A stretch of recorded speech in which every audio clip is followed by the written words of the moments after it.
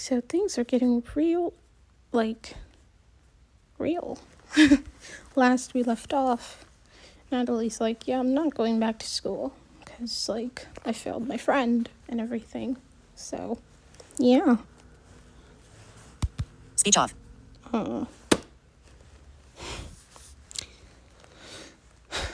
Let's see what happens.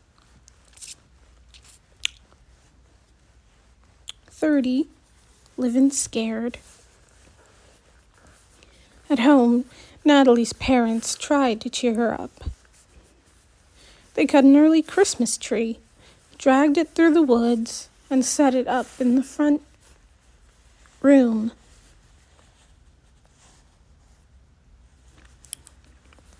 Festooning it with colorful lights and balls and silver tinsel. The tree's smell brought back good memories, but when Natalie touched its prickly branches and felt the familiar ornaments, it made her sad not to be able to see them. Mostly, Natalie hung out in her room, sleeping, sometimes putting on music, sometimes not. Often, she simply lay on her bed,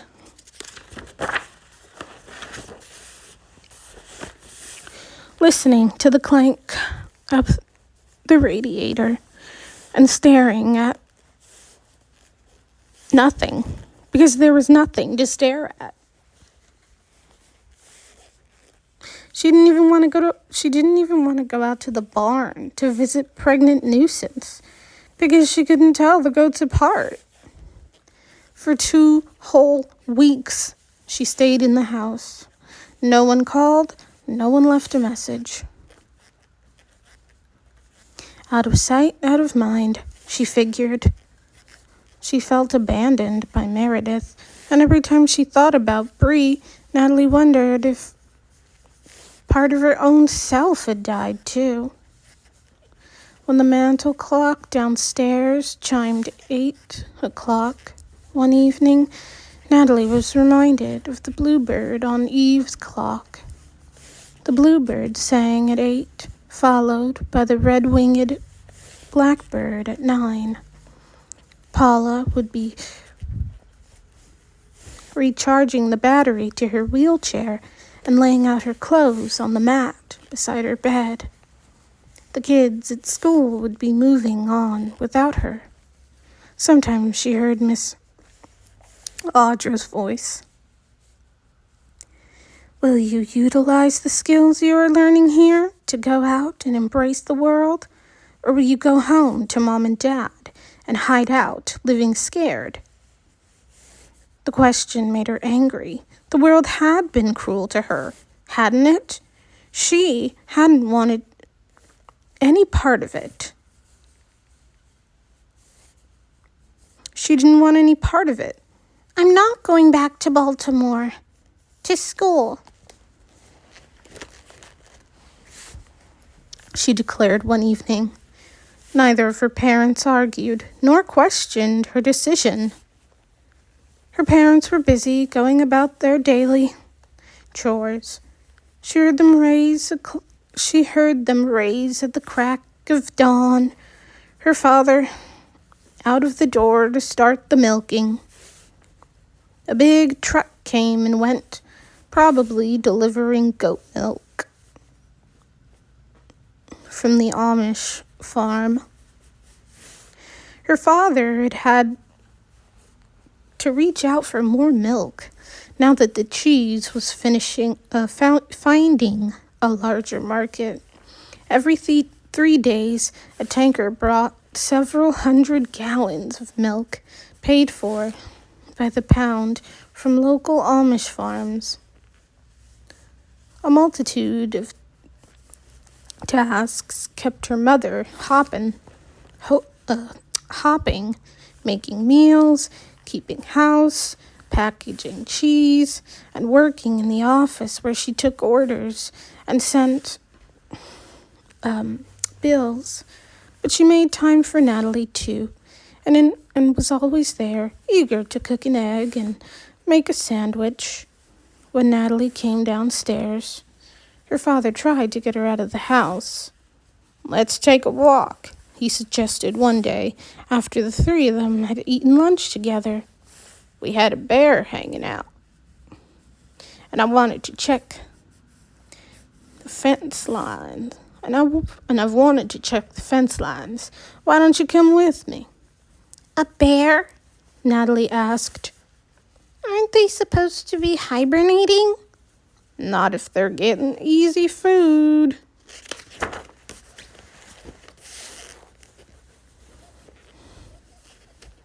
"They don't hibernate because of the weather, you know, but because food gets scarce." Natalie didn't know that.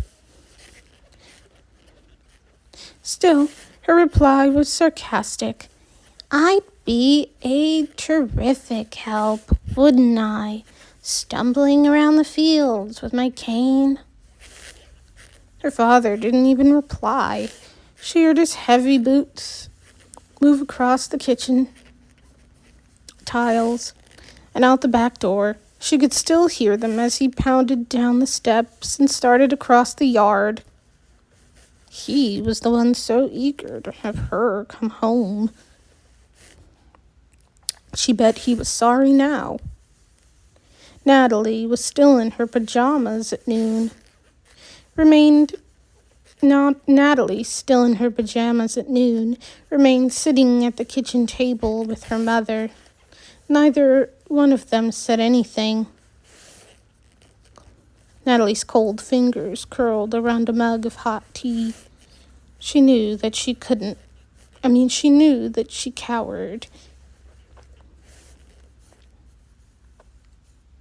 in a stew of self-pity, anger, and fear. But how could anyone expect her to go out and into the world after what had happened? She didn't want to be a victim again. Nothing was worth that. So what if she lived at home? So what if her parents helped her? They wanted to help. Guilt was part of it too. If she hadn't made that walk to get Bree, if someone else had gone to pick her up in a car, they could have called Miss Audra. Or if they'd taken a taxi. Then Bree would be alive. Doctors could have fixed the bulge in her artery before it burst. They could be friends, planning a future again. A future together. What a mess.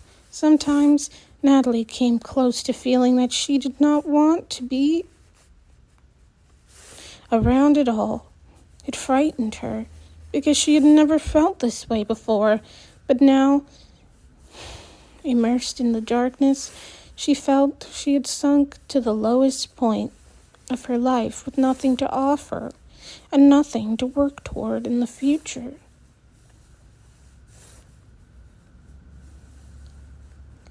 "The cat's back," her mother said out of the blue, out of nowhere, as they sat opposite of each other at the kitchen table.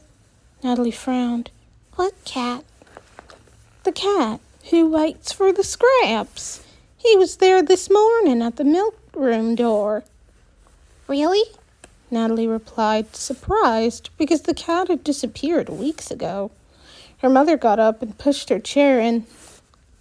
"He looked a little beat up, if you ask me.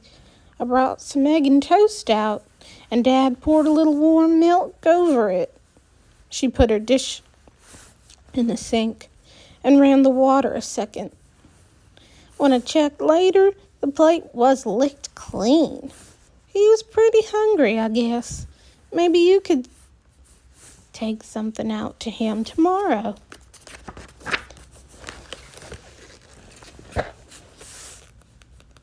Ah, another ploy to get her outside the house. Natalie turned her head slightly. "Yeah, maybe," she said. I'll leave the old pie tin beside the dish drainer if you feel like it." I really don't have time to be doing that. She bent to kiss Natalie's head as she passed by. Gotta get back to work. The next morning, after she heard both her parents leave the house to work in the barn, Natalie rose and pulled on jeans and a sweatshirt. She did her eye drops and went downstairs, patting her hands across the kitchen counter until she found the pie tin beside the dish drainer. It was already loaded with toast scraps and what felt like an entire scrambled egg. Natalie shook off the egg that stuck to her fingertips and had to smile. So her mother had liked the cat too. Quickly, she found a jacket and some gloves, then took the food and, with her cane, made the way out the back door and down the 2 steps to the yard. The air was cold and prickled her nose. She thought she could smell the coming snow. Beneath her feet, the ground was frozen, a little icy and in spots. Natalie's footsteps crunched as she made her way slowly, carefully. As she approached the barn, she could hear the cat meow, and the sound helped guide her to the right spot. "It's okay," she said softly. "I got some breakfast for you." When her cane hit the cement stoop by the milking parlor, she turned around and sat down carefully, placing the pie tin beside her. "Come on," she urged gently. "I won't hurt you." But the wait became a long one, and the cement stoop grew hard. The cold was getting to her as well. A few flakes of snow landed on her face and melted, pooling and trickling down her warm cheeks. The cat meowed, but wouldn't come any closer. It was, Natalie realized, living scared, just like her. That same afternoon, when Natalie was fixing another cup of tea, her mother came in from the creamery. "I'm kind of in a pinch," she said, stomping new snow from her boots and rubbing her hands together to get them warm. "Do you think you could help me wrap some cheese for a big order?" Natalie squeezed the tea bag and set it down on a dish. "I guess so, if you want." Immediately, her mother put her to work out in the creamery.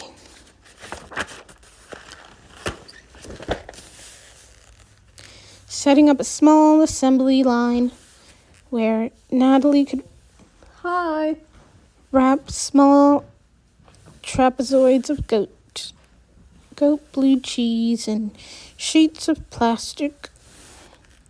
Press a label on the package and stack the cheese on a large tray beside her.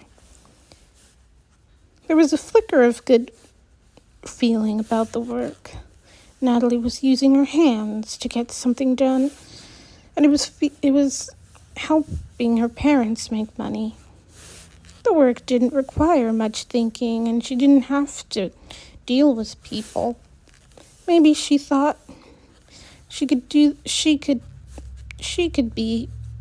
this could be her job. She could live at home and wrap cheese. She might even be able to take orders over the phone. She knew her way around the house, the creamery, and the barn. She could even visit with nuisance now that the mother-to-be with her bulging sides was protected in her own pen. Staying home and making cheese would be uncomplicated, And best of all, it would be safe. Great job, Nat, her mother said, piling up the wrapped cheese in her arms. I should have offered earlier, Natalie said. Over the next few days, a routine developed. Natalie rose with her parents, had breakfast with them, and took some food out to the cat. On the third morning, she tried holding out a toast crumb. I was surprised to feel it suddenly disappear with a small, quick motion. A full morning of work wrapping and labeling cheese in the creamery was followed by a visit to Nuisance and a new game called Find the Biscuit. Natalie would hide the treat in a different jacket pocket each time, and Nuisance would have to push her nose into each one until she found it. After lunch, Natalie would return to the creamery to help some more. The radio was usually on while Natalie and her mother worked. They took turns choosing the station, switching from rock and country to her mother's golden oldies. Sometimes they talked, and one afternoon Natalie's mother mentioned school. If you're not going back to Baltimore, she said, you need to be thinking of how you'll continue your education. I've already thought about it, Natalie said. We could talk to Mr. Russell, my old vision teacher. Maybe she can come to the house so I can work from home. I should put in a call to her then, Natalie's mother said. Yeah, I guess so. Why not?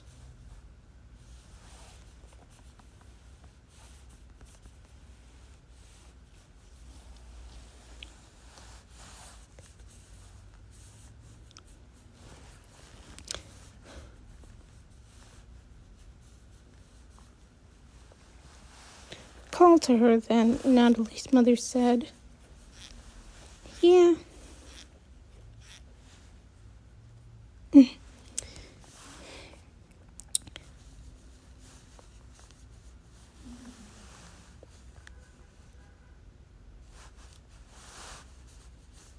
Yeah, guess so.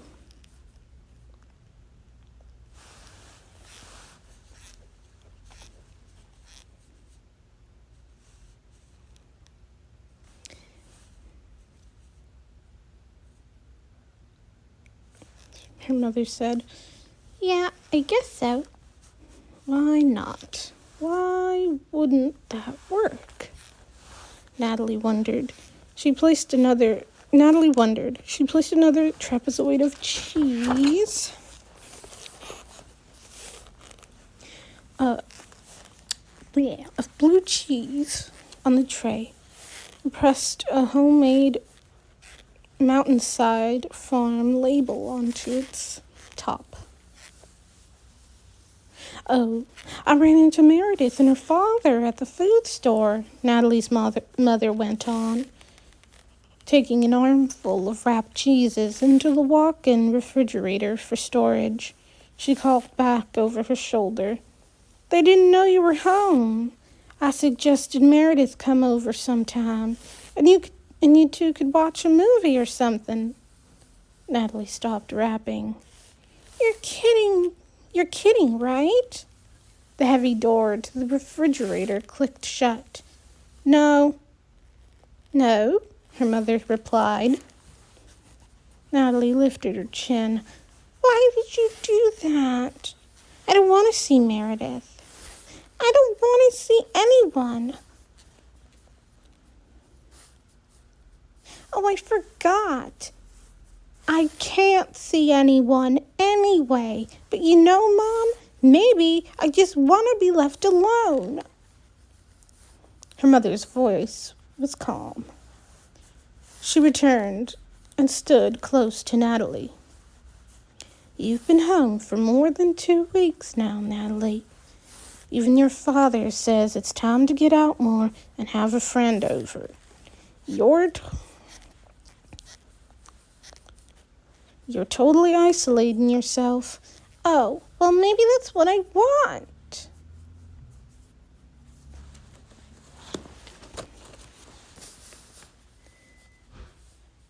I was just thinking. Well, stop thinking. Well, stop thinking. Natalie slammed her hand on the table. I'm blind, Mom. Can't you frickin' see that? I'm not like everybody anymore. Why would they want to spend time with me? Why would they want to spend time with me? I can't do things they do. Her mother did not back off. Come on, get over it, Natalie. Lots of people lose their sight. It doesn't mean they go hide. It doesn't mean they go hide and drop out of life. Look at your royal teacher. You tell me she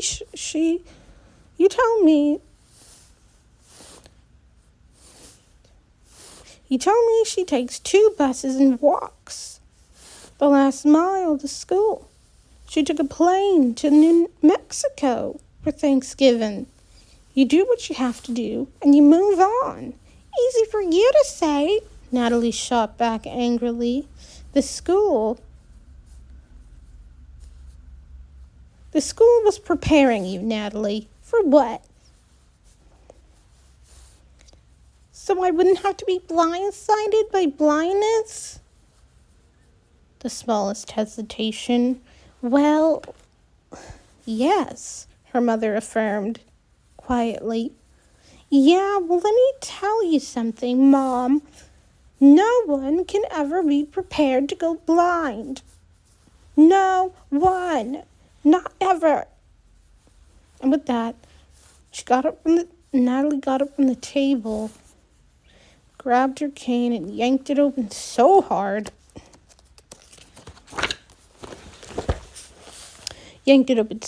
She broke off the bottom segment. Shit! Now look what you made me do. Natalie!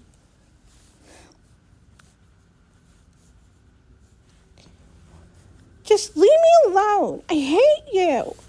She threw the rest of the cane on the floor and stormed out of the creamery. With her arms flailing, she knocked a bag of curds onto the floor and heard them hit the cement.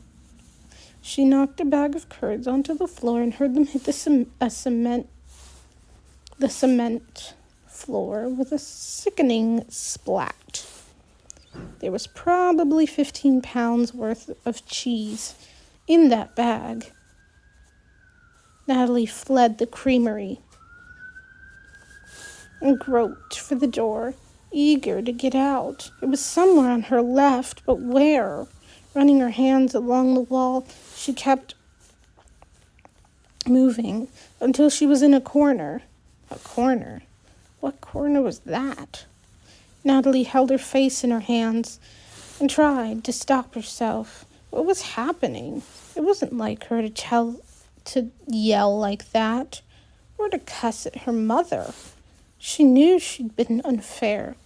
Once again, blaming the person who had always been the biggest supporter, her mother, because it was so easy and because her mother had always pushed her to do the right thing. When the tears came, Natalie didn't even try to stop them. Crying, she squatted. She squatted headfirst into the cobwebs of the corner and didn't flinch when her mother came from behind and wrapped her arms around her. It's okay. Her mom assured her. It's okay.